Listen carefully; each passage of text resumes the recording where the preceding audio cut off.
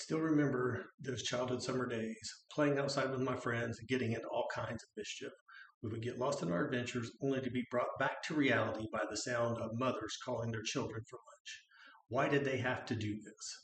Why wasn't my mother calling me to eat? If I got hungry, I went home and ate. I knew where the refrigerator was. I knew how to work the microwave.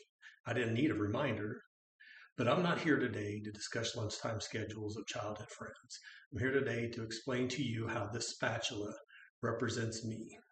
My love for cooking was not born out of a fondness for food or cookware. It was born out of necessity. I grew up as one of two children to working parents. As such, we had to learn to be self-sufficient at an early age. As my sister and I got older, we were given more and more responsibility at home. One of the primary things we learned was how to cook for ourselves and for the family as a whole. This was not all business, though. We got to look through cookbooks, pick out recipes that we thought would be good, and even go shopping for the ingredients. It was actually quite fun, except for the cleanup.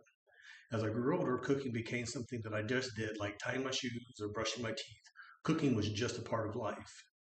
Then one day I realized I could use my ability to cook to transform the food at our deer camp. Instead of canned food and sandwiches, we could have homemade soups, chili, or grill something over the campfire.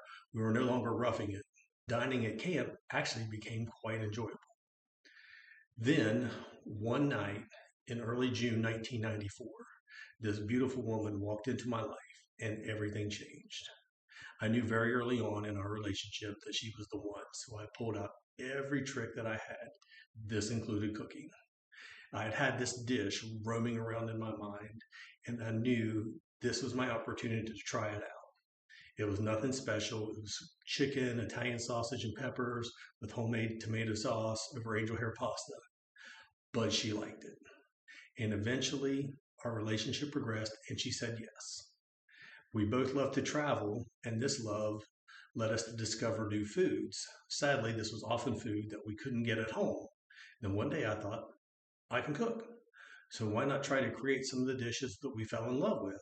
Whether it was the corn broth and bacon risotto, the very first buffalo chicken dip that we ever tried, it, it, it was worth it just to try and see if we could recreate it. And it actually became fun. Sometimes it was a challenge. Now, anytime there's a family get together, I get some sort of request. I usually bring some brisket, some pulled pork, or some smoked baked beans, which if you aren't making your beans in a smoker, you're missing out. And I usually bring my homemade blackberry chipotle barbecue sauce, which is the crowd favorite, along with a new sauce or two that I've wanted to make. And I always get requests for my cream corn around the holidays, and my marinated flat iron steak is very popular in the summer. But before I go, you should know that I had a great childhood. We weren't rich, but we had everything that we needed. Today, I am grateful for everything that I learned from my childhood, especially cooking. For me, cooking became more than just another chore to do each day. Cooking became a creative outlet and a way to bring family together for any occasion. This spatula is more to me than just a kitchen utensil. It is decades of memories with my family and friends in both good times and bad. It's actually become quite satisfying to bring people together with a few simple dishes. Thank you for your time.